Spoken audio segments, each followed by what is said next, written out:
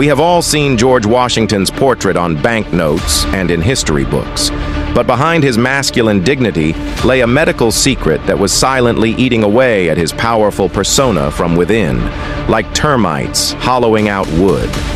History books proudly recount his victories, yet they hesitate to explain why the man known as the founding father of America was unable to plant the seed of his own lineage.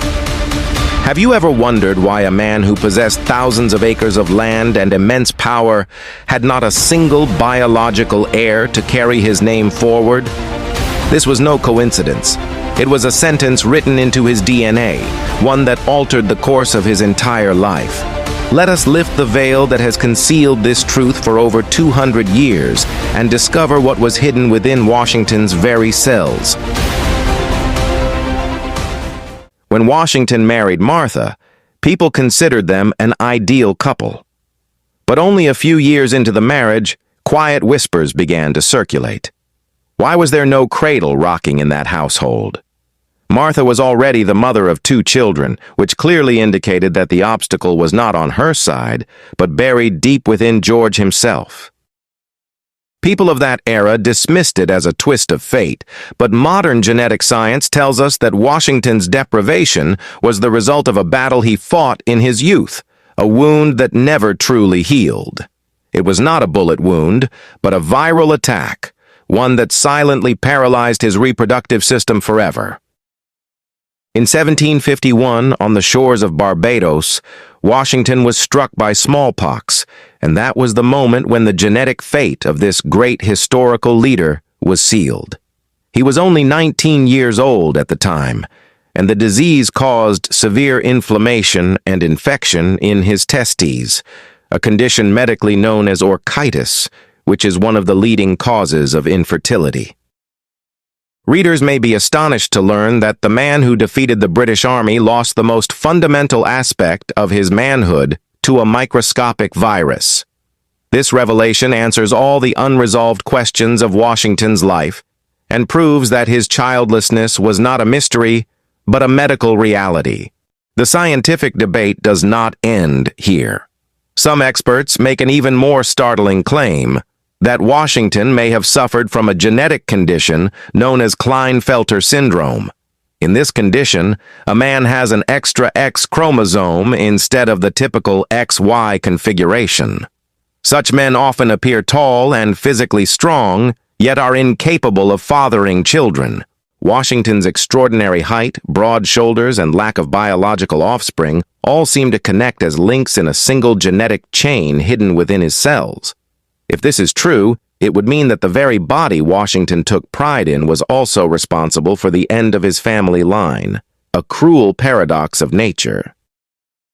Imagine the mental state of a man who spent his days laying the foundations of a new nation and his nights lying awake, haunted by the thought that no one would bear his name after his death.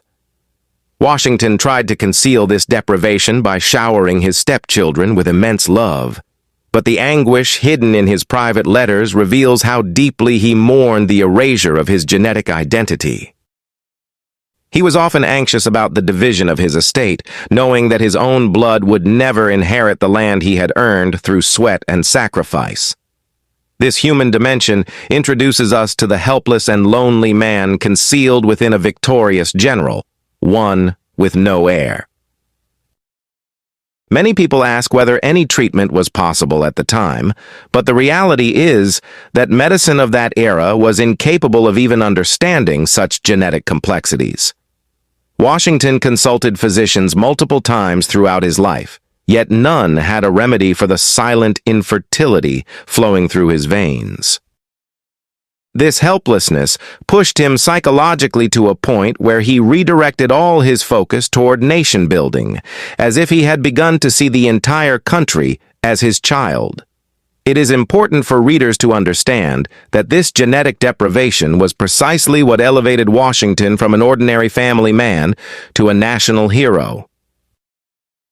Interestingly, Washington's step-grandchildren carried his name forward, but genetically his Y chromosome died with him, a scientific tragedy. Today, thousands of people in America claim to be related to Washington, yet not a single one carries his original genetic code. This truth may be bitter for many, but biology is not governed by emotions. It is governed by hard facts, and the facts were against George. His genetic lineage came to an end, placing him among the rare great leaders whose legacy is confined solely to their achievements. If we examine this more deeply, Washington's childlessness proved to be a divine gift for American democracy. He had no son to claim the throne after him. Had Washington produced a biological heir, America might today be a hereditary monarchy rather than a free republic ruled by generations of the Washington family. Perhaps nature placed that chromosomal alteration within him for this very reason, so that power would not be imprisoned within a single bloodline, but entrusted to the people, giving birth to a new chapter in history. This perspective gives the entire discussion a new direction, suggesting that sometimes a deficiency bestowed by nature becomes the catalyst for a monumental global transformation. In today's age of advanced technology, preserved hair samples of George Washington kept in museums invite us to construct his complete genetic map. Scientists are attempting to determine conclusively whether he truly suffered from a genetic disorder in order to finally put centuries-old debate to rest. This narrative brings us to the point where history and science collide, reminding us that no matter how great a human being may be, they remain a prisoner of their DNA. Washington's chromosomal story teaches us that true inheritance is not carried in blood, but in memory. In conclusion, we must acknowledge that George Washington transformed his physical deprivation into his greatest strength, leaving behind a legacy far more enduring than any biological offspring. He was denied the chance to pass on his chromosomes, yet he embedded his principles and ideals so deeply into the DNA of future generations that they became immortal.